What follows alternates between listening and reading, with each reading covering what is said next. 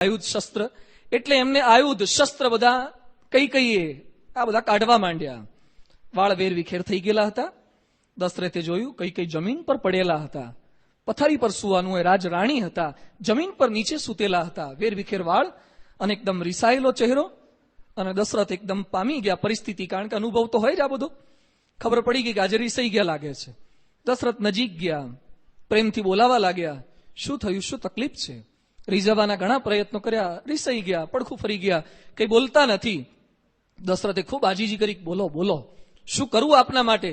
આકાશના તારા તોડી લાવું, કારણ કે તો જ મનાય ને, રાજી કરવાના છે.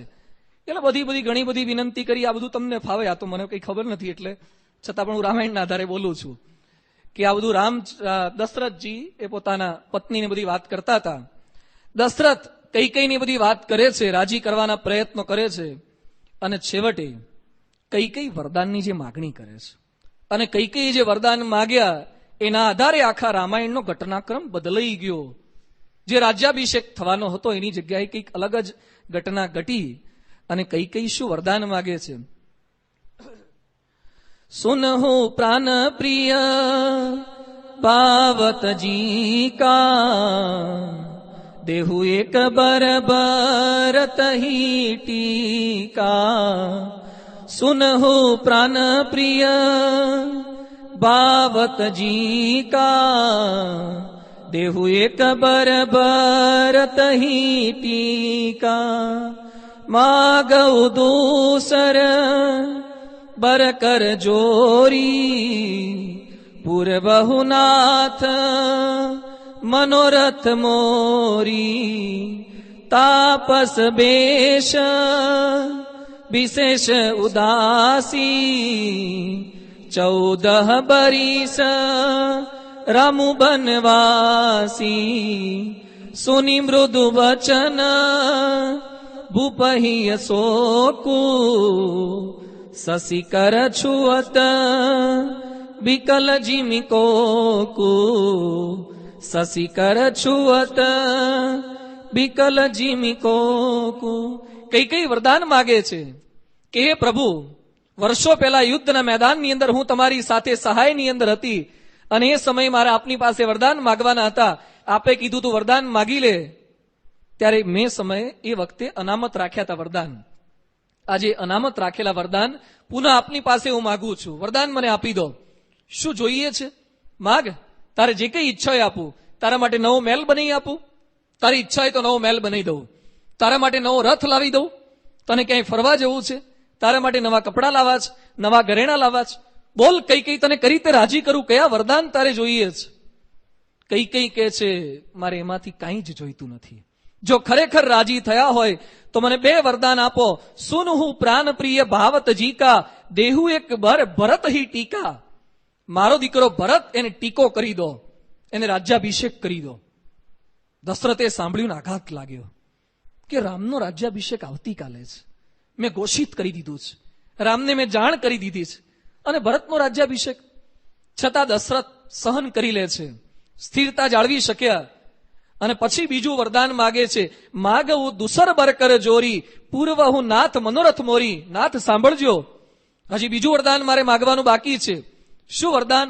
તાપસ બેશ વિશેષી ઉદાસી, 14 બરીસ રામુ વનવાસી. ખાલી ભરત રાજા થાય એટલું નહીં, રામ 14 વર્ષ જંગલમાં જાય વલકલ વસ્ત્ર પહેરીને. દશરથે આ સાંભળ્યું અને દશરથ જમીન પર ચત્તા પાટ પડી ગયા. એના કરતા પણ વધારે ઉદાસ દશરથ થઈ ગયા. આવા વરદાન માગવાના, આવી વિપરીત વિચિત્ર માગણી કરવાની. અનેક વખત સમજાવવાના પ્રયત્ન કર્યા, ખૂબ મનાઈ કઈને આવા વરદાન ન હોય. રામ તને પ્રિય છે, આવું શા માટે તું માગે છે? બીજું કંઈક માગ. અરે હું ભરતને રાજ્યાભિષેક કરી દઈશ, પણ રામને જંગલમાં શા માટે? છતાં કઈ કોઈ રીતે માનતા નથી. હમ નહીં બદલેંગે, સિર કટા સકતે લેકિન સિર ઝુકા સકતે નહીં. માથું કપાઈ જાય ભલે કપાઈ જાય, પણ એકવાર મનમાં નક્કી કર્યું પછી કોઈ જ ફેરફાર નહીં થાય. અને પ્રાતઃકાળ થયું. રામચંદ્ર ભગવાનને ત્યાં આવવાનું હતું રાજ્યાભિષેક માટે. એટલે પિતાજીને પ્રણામ કરી આવું એવા આશયથી પોતે ત્યાં પધાર્યા. અને જોયું તો પિતાજી જમીન પર સૂતા હતા, પડેલા હતા. એમની હાલત પણ આવી વિચિત્ર હતી, વિપરીત હતી. રામ પામી ગયા કે કંઈક થયું છે. આ તો રામ હતા, પિતાને જોઈને એમની પરિસ્થિતિ પામી જાય. પિતા દુઃખી છે. રામે સગડી વાત જાણી.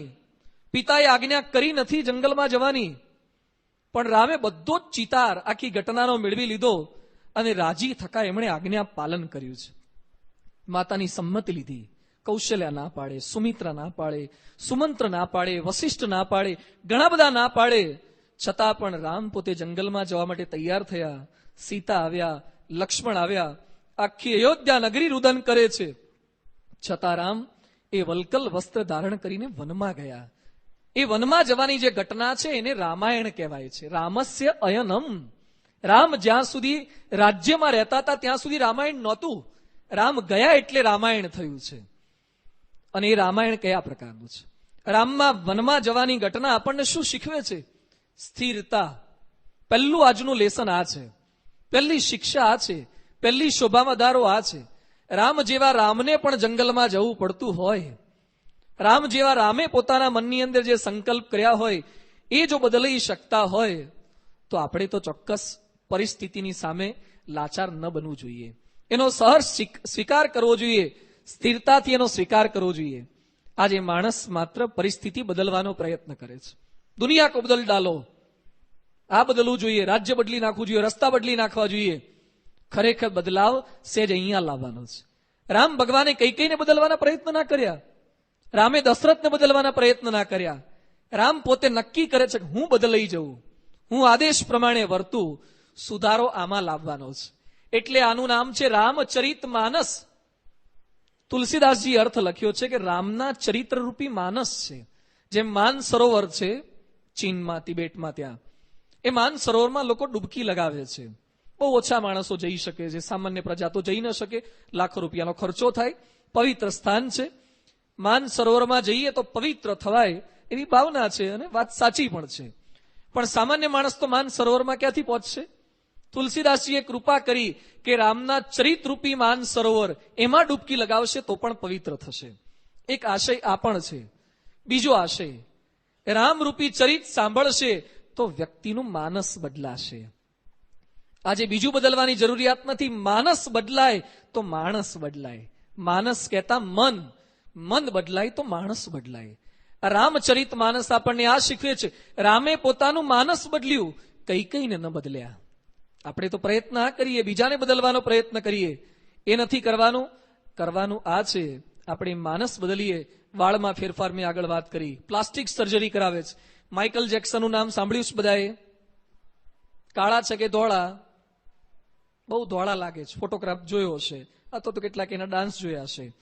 માઇકલ જેક્સન ડાન્સર છે, પોપ ડાન્સર છે, રિચેસ્ટ એન્ટરટેઇનર ઇન ધીસ વર્લ્ડ. સૌથી વધારે કમાનાર આ પોપ સિંગર છે, ડાન્સર છે. એ માઇકલ જેક્સને 18 વાર પ્લાસ્ટિક સર્જરી કરાઈ છે. He was negro, black, totally black, કાળિયો હતો. આખી સર્જરી કરાઈને ધોળિયો થઈ ગયો છે. એને નજીકથી જુઓ ને તો એનું નાક આખું આમ માંડ ટકી રહ્યું છે. આમે જો કે એના ચરિત્રો જ એવા છે કે માંડ ટક્યું છે, પણ આ તો પ્લાસ્ટિક સર્જરીને લીધે માંડ ટક્યું છે. એટલી વાર સર્જરી કરાઈ છે. માણસો ચામડી બદલે છે. સારંગપુર એક ભાઈ થોડાક વખત પહેલા મળ્યા હતા અમેરિકાના, અને ડોક્ટર સ્વામી એમનો પરિચય કરાયો હતો. ડોક્ટર સ્વામી સભામાં બોલ્યા હતા કે ચરોતરમાં ડાંગરની ખેતી થાય તો સમજ્યા વાળની ખેતી થાય છે. વાળની ખેતી જોઈશ તમે? વાળ ઉગાડે છે. એ ભાઈને આગળ ટાલ હતી, એટલે ટાલ તો ખરાબ લાગે આગળ ટાલ હોય તો, એટલે એમણે સંકલ્પ કર્યો કે વાળ તો કંઈક કરવા પડશે. અત્યારે ઓબામાને ટાલ પડે છે એટલે લોકોને ટેન્શન છે. ઓબામા વાળ ઉગાડવાનો પ્રયત્ન કરે છે હવે, કારણ કે ટેન્શન વધે છે એટલે વાળ ખરતા જાય છે. એટલે અહીંયા આને ટાલ હતી એટલે ખેતી કરી એમણે અમેરિકામાં. હવે તો ઇન્ડિયામાં, ગુજરાતમાં એ સર્જરી થાય છે વાળ ઉગાડવાની.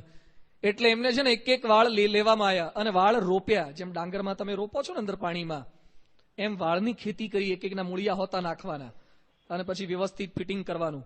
અને વાળ બધા આગળ ઉગાડ્યા અને સરખું કરી દીધું. વાળમાં ફેરફાર કર્યો, પાછળથી જ કાઢ્યા. કોકના ના ચાલે પાછા, પાછળથી કાઢીને આગળ રોપ્યા તો આગળ હરખુથી પાછળ ટાલ થઈ ગઈ. પણ આ સર્જરી કરે છે માણસ. વાળમાં ફેરફાર કરશે, ચહેરામાં ફેરફાર કરશે, બધો કરશે, પણ આંતરિક ફેરફાર એ પોતામાં નથી કરતો. કૃષ્ણ ભગવાન અર્જુનને આ શીખવે છે, તાન તિતિક્ષસ્વ ભારત. હે અર્જુન, કૌરવ સુધરી જશે, આશા છોડી દે.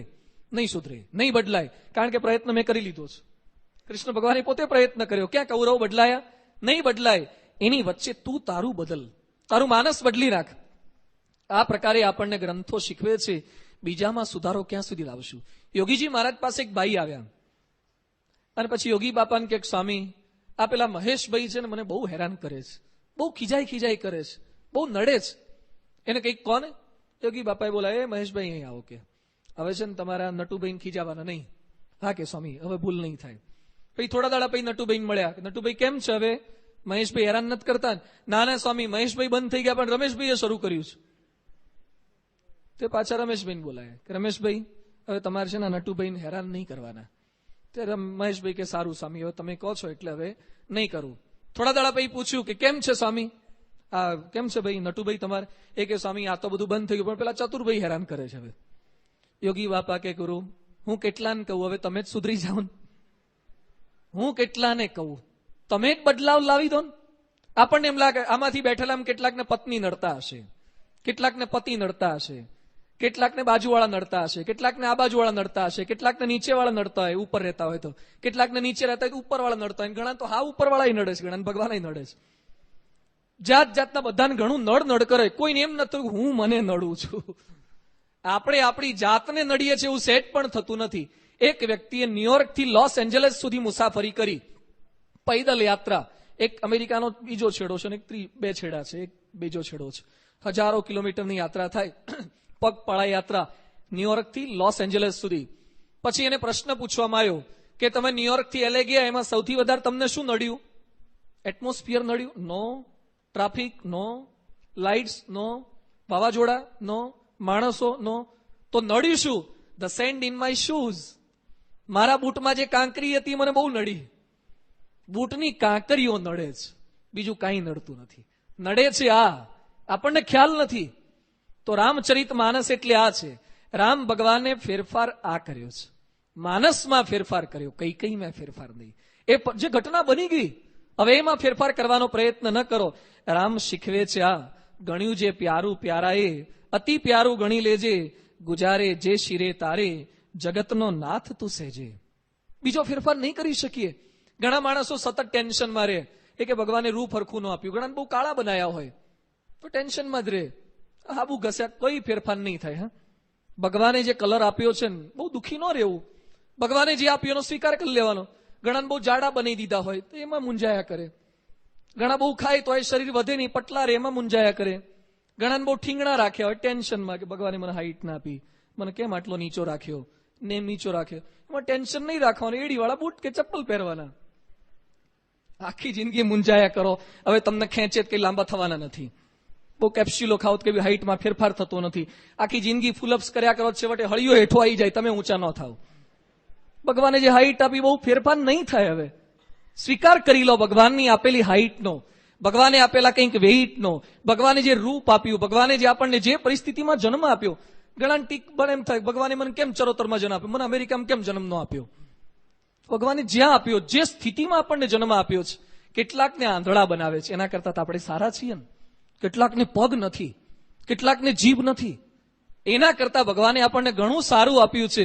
રામ આપણને આ શીખવે છે, પરિસ્થિતિનો સ્વીકાર કરતા શીખીએ. બીજી વસ્તુ, રામનું અયન આપણને શું શીખવે છે? દરેક ક્રિયાને સવળી લો. પહેલા પરિસ્થિતિનો સ્વીકાર કરો. સ્વીકાર કરે પણ ઘણા કમને સ્વીકાર કરે, હા કે આવ્યું છે એટલે સ્વીકારવું જ પડે ને, એમ નહીં. સહર્ષ સ્વીકાર કરો, સવળો પ્રતિભાવ આપો. રામ આપણને આ શીખવે છે. કઈ જ્યારે રામને આ પ્રકારની આજ્ઞા કરે છે, આઘાતજનક સમાચાર આપતા છતાં પણ રામ ભગવાન કઈને શું બોલે છે? મુનિ મન મિલનું વિશેષી બન સબહી ભાંતિ હિત મોર, તેહી મહ પિતુ આયસુ બહુરી સમત જનની તોર. રામ કઈને પગે લાગે છે જંગલમાં જતા પહેલા, અયન કરતા પહેલા. અને પછી રામ કઈને કહે છે, ભરતુ પ્રાણ પ્રિય પાવહી રાજુ, ભરતુ પ્રાણ પ્રિય પાવહી રાજુ, વિધિ સબ વિધિ મોહી સન્મુખ આજુ.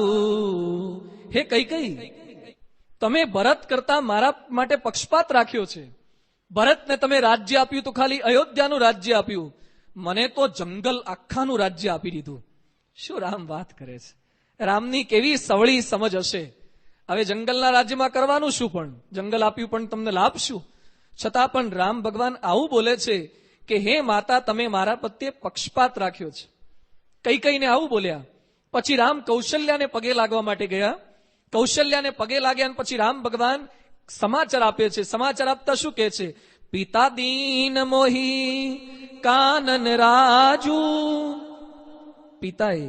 મારા પિતાએ મને કયા પ્રકારનું રાજ્ય આપ્યું છે? પિતા દીન. મારા પિતાએ મને કાનન કહેતા કે જંગલનું રાજ્ય આપી દીધું. હે માં, મારા પિતા મને રાજ્યાભિષેક કરવાના હતા, પણ એના કરતા પણ મોટો રાજ્યાભિષેક કરી આપ્યો. એમાં કેટલા લાભ છે ખબર છે?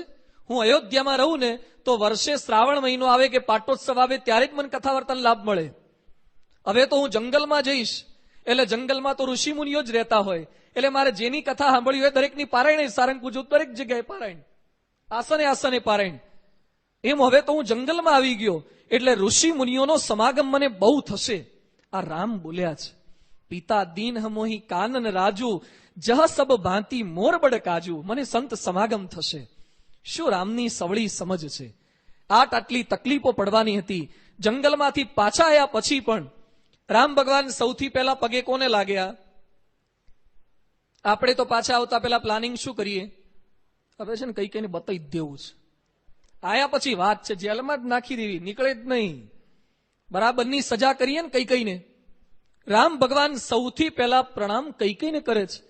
રામ કૌશલ્યાને પગે નથી લાગતા. પહેલા રામ પોતાની માતા કૌશલ્યા હોવા છતાં પણ કઈ કઈને પગે લાગે છે.